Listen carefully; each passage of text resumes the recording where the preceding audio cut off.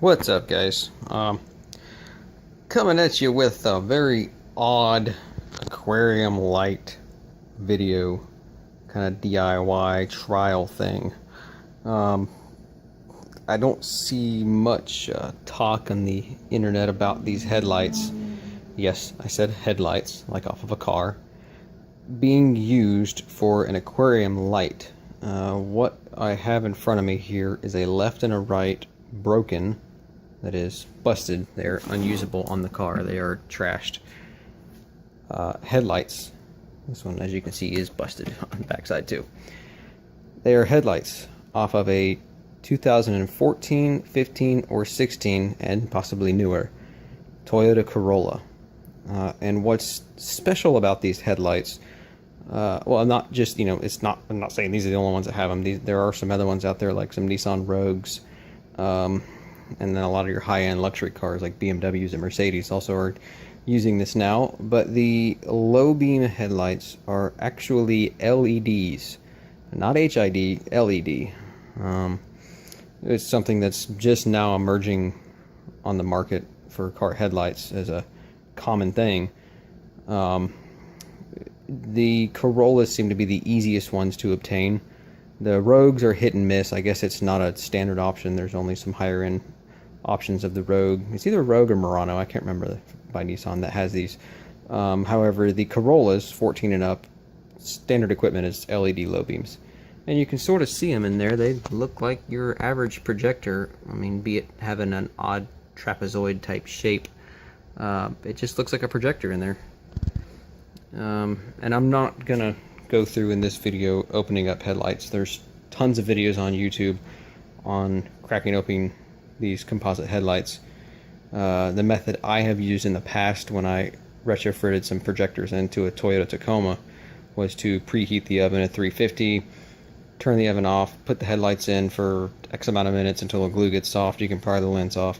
These, I'm not going through that much trouble with these to carefully separate them, because I'm not going to glue them back together. I'm after essentially the guts, the LED guts. Not even so much the projector itself, but the LED module in the heatsink that they are mounted to, as well as a small driver, LED driver that looks similar to a ballast for an HID. It's a little smaller, lighter. But I actually have a couple of them gutted already, and I'm gonna apologize in advance for my messy garage as I pan over to them. But these two, as you can see, I'm planning on gutting. These two, actually, I will take these apart carefully by heating them and separating the lens, because I plan on using the projectors and probably some of the shroud, and I'm going to retrofit them into my older Toyota Corolla. See where I'm going with that. New Toyota Corolla technology and old Toyota Corolla. Anyways, side project. So these are actually going on a vehicle. I plan on trying to retrofit these LED low beams into actual headlights on a car.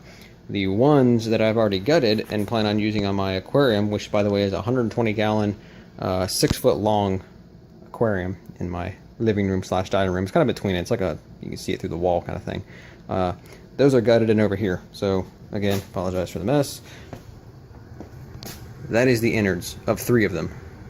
Let me show you real quick what it's like once they're together. When you pull them out, this is basically what you have. The strange trapezoid type projector with a big heat sink on it that you can see. A little wire coming off. The wiring harness, I have 3 of them here. They plug into these little driver modules, which steps the voltage down. I want to say to 6 volts, which is odd, but maybe it's not, I don't know. But basically, I don't want this projector. This projector gives it a cutoff to where you have your headlights low beams, you have a flat cutoff, and it doesn't shine any light up, it shines light down to the road. So this, don't even use. That's the little LED itself. Very tiny little guy. Very large heatsink for it. These jokers get pretty warm. So they do require, they have to stay on these heat sinks. From what I have found online about these, the Nissan Murano, Rogue, whichever one it is that I mentioned earlier that has these, have a little bit larger heatsink. Might be useful for you trying to just passive cool them. These actually they probably should be adequate to passive cool as is. considering in the headlights they're passively cooled. There's that little mosquito that keeps biting me. Aggravating little thing. They're passively cooled in the headlight, and they're also encased inside the housing. So the heat doesn't have much place to go in the headlight. So I think they should be fine. This guy's still kicking. I don't think that there'll be an issue with overheating. I'll show you my canopy and a little bit above my tank where I'm going to be mounting them. There's plenty of room for air to move around. If heat shows to be an issue, I might throw some fans in there. I already have a 12-volt lighting system in there, so these coming from a vehicle are freaking perfect. It's going to almost be a drop-in since they require 12 volts from a vehicle as well. There's 3 wires to power them. There is a violet, a white, and a brown, I think it is. The brown is the one that I have turned over because you don't use that. The white is the ground. The violet is the positive to the battery, to your power source, whatever you're using, to turn them on and make them shine. And they do shine. These jokers are bright. You gotta figure they're used for headlights on a car. They're gonna be bright. Right now, the way these are, obviously there's no sort of focusing on them. The LED is just bare, shines in all directions, mostly this way. I do, in the future, plan on maybe sourcing some sort of small reflector bowl to kind of sit over them and capture some of the light that escapes to the sides to focus it more towards the tank. But honestly, where they're going to be mounted, I don't think it's going to be too big of a deal. There's going to be plenty of light still thrown from them to the tank. And I'm, believe it or not, going to attempt to use these. This is on a freshwater tank, and I'm going to actually use these to attempt to grow live plants. Nothing crazy, but I'm going to see how they do. So yeah, that's about it. I have 3 of them in my aquarium that's 6 foot long. I plan on running one in the center and one on either end to get an even light distribution. I tested one out, kind of hung it over the tank and fired it up, and it made a really cool shimmering effect on the ground. Plenty of light and a pretty decent color, good daylight color in my opinion. The lighting that I have in there now is kind of bluish tinted, and these really whitened it up and made it look a lot better. In the method I plan on mounting them, I've got to go to Home Depot real quick and get some more, but I just have some L brackets, very simple L brackets, and I drilled and tapped right into the side of the aluminum heatsink where there's some extra room. I sort of strapped that joker to the side with some spare screws that I had sitting around, and I will show you later on in my case how simple that is going to make mounting them. In my hood I have like a wooden track that slides out that the lighting that maybe used to be on it years ago before I got it was attached to, and using that I can literally set them up inside of that track, screw them solidly on there, run all the wires tucked away. It's going to make for a really good clean install, and I think it's going to work out great. Like I said, I don't think heat is going to be too much of an issue. They have a massive heat sink. They probably weigh the better part of 1.5 pounds by themselves individually, and that's all just aluminum heatsink. I mean, that little LED doesn't weigh much on it at all. So, and these little guys are light. I'm unsure yet if I want to leave these up in the canopy near them, or if I want to put these down on the bottom of the tank and extend these wiring harnesses so that the only wires going up to them are the wires coming from this to the LED, and keep all the rest of the wiring down underneath the stand. Not sure yet. These are all inside the headlight sealed, so they don't like to be open to the elements, as are these. So again, this is all trial. I'm not sure how these are going to do up in the top of the canopy where there's a little humidity, but I think it should be fine. I don't seem to get a ton of humidity in the top of my tank. I do have it covered, so it cuts down on evaporation that comes up there where the lights are. But it's, like I said, it's all trial and error. So yeah, this has got to be a first. I can't think of anybody crazy enough to try to put LED car headlights in an aquarium. Acquiring these lights might be difficult or expensive for some. I happen to work in a automotive salvage yard, so I have a ton of these lights. I've got 5 of them so far that I brought home, 3 for this project, 2 for the other project for the headlights, and I've got a bunch more. But I've seen these retrofit kits available readily online. TRS, the retrofit source, I've seen them on there before. and eBay as well. But honestly, you might be able to get them cheaper if you're willing to bust open the headlights yourself. If you go to a junkyard, any salvage yard that carries anything, later model vehicles, again, this is 14, 15, 16 model Corollas, any of them that carry them, just ask, say, hey, you got any front end collision, Corollas with busted headlights that I can have for pretty cheap? And as long as they're for the most part intact, aren't full of water, I wouldn't get ones that are full of water, because again, it's electronics, and electronics and water don't mix. They might let you take them home for $40-50 for the pair or something like that. I really don't know. But that's going to be your cheaper option other than ordering them online. But ordering them online, you can get them bare like this, obviously, too. You don't have to go through busting open a headlight. But if you want to relieve some stress, just go to the junkyard and get something like that and come home and tear them apart. But anyways, I'll pick this video back up later. I'm going to run to Home Depot and get some more of these brackets so that I can mount them up in there. I'm going to at least get them mounted tonight. I may not get them fired up and lit tonight, but we'll see how far we get. Alright, so quick tip on mounting these if you decide to go with this L bracket style mount on the side of the heatsink. When you disassemble the lights, there's some screws you got to pull out. I have a pile of them right here.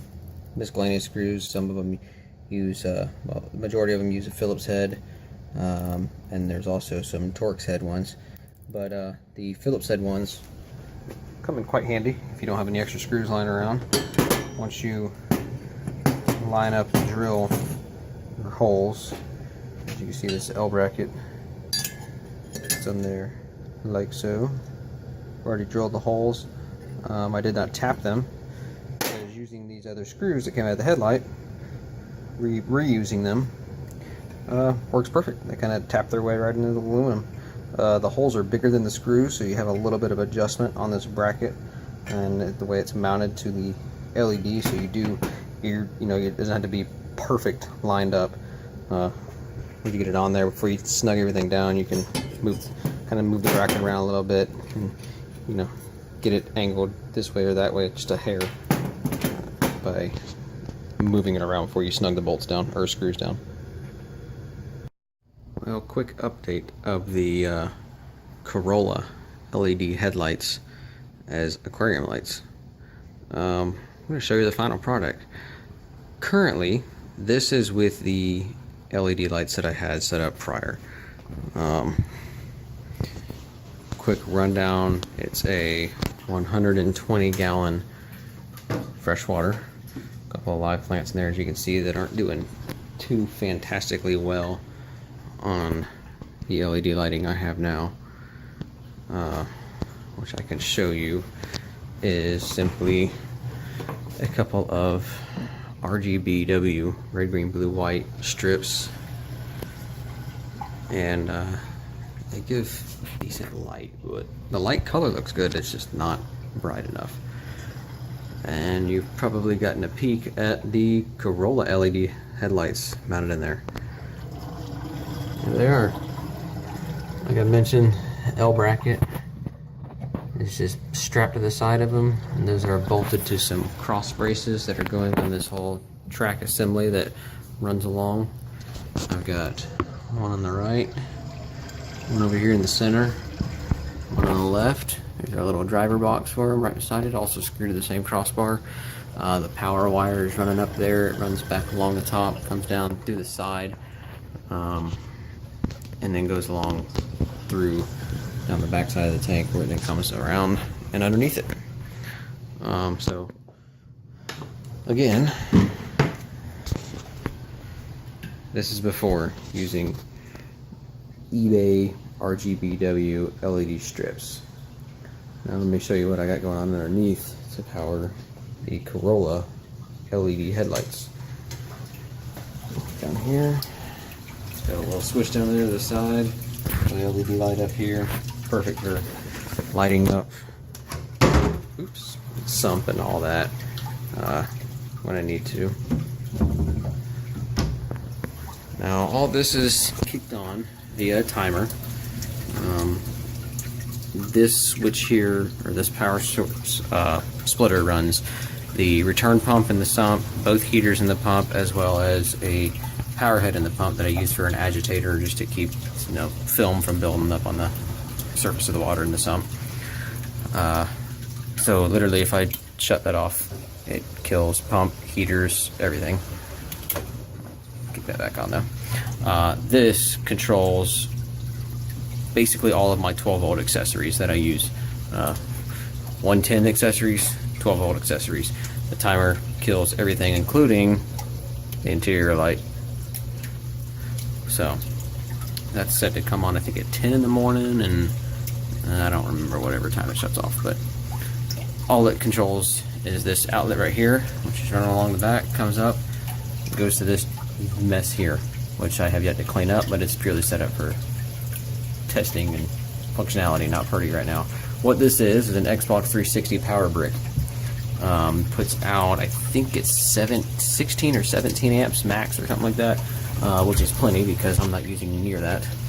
And it's wired to basically kick on as soon as this plug sees power. You see a little green indicator light there. Actually, if I trip the timer and shut it off, you'll see it turn red, and it'll slowly fade out as it has no power. Keep it back on, comes on green, so it's immediate on. That is going to, can't really see, it's kind of hard to see. I probably should have turned the light on, but there's basically I have a board, a small block of wood, and it's these two wire leads, positive, negative, for 12 volts, are literally have eyelets on them. I have two screws screwed into that wood, and that is my distribution block, I guess you can say, for ground and positive. And then there's 3 relays up there for if I want to power other things off of it in the future. Right now I'm only using 1 relay, which is the power off and on for the Corolla, the LED, the headlights that are the LED lights that I just installed. So I have 3 sets of switches here. This one up here is going to go to a 12-volt auto top-off system that I am currently building. This one over here controls the current lighting for the tank, which has been here on and off. This one here is the big boy for the big lights that I just put in. Everything is fused. So these 2 fuses here, there is a, what is it, 20? Yes, 20 amp fuse for the current LED lights. There's a 5 amp fuse in this one. I don't know if that's what I'm going to stick with, but that's fusing the auto top off circuit. And then in the big lights I have a 15 amp fuse. Calculated that these lights pull roughly a little over 2 amps per light fixture. These big LEDs. My whole setup with 3 lights is pulling a little over 6 amps. So 15 is probably overkill, but it's good enough to where this thick of wire that I'm using is going to short. If it shorts, it's going to pop the fuse before it melts the wire and starts a fire, presumably. All this mess over here is for my RGB-W strip. I got the standard receiver, which uses the remote that I got right here, that allows me to obviously change all my colors up here. It's got the white, which I can turn off separately, and then just like all the other red, green, blues, you got red, green, blue, which is, you know, neat, almost a gimmick, but neat on the fish tank. Then you turn them all white, and then of course, this being RGB-W has a standalone white. Turn that on, gets a little brighter. But what I'll probably end up using mostly is blue, and I'll show you why in a minute. I'm gonna go ahead and shut that off.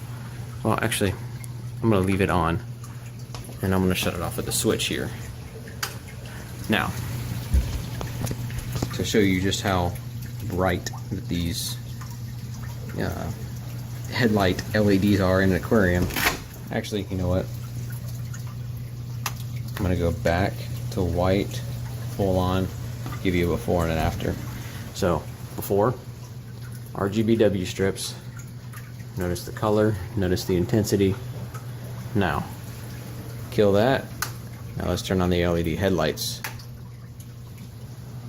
Notice the color and intensity. It's basically a pretty good daylight color. in my opinion. And she is bright. Very bright.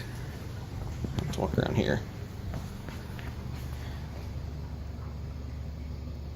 Personally, I love the way it looks. The tank looks a little cloudy now that I cycled the pump on and off and a bunch of crap came out of it. But it gives a really neat shimmering effect as well, since it's, you know, spotted, you know, 3 giant LEDs.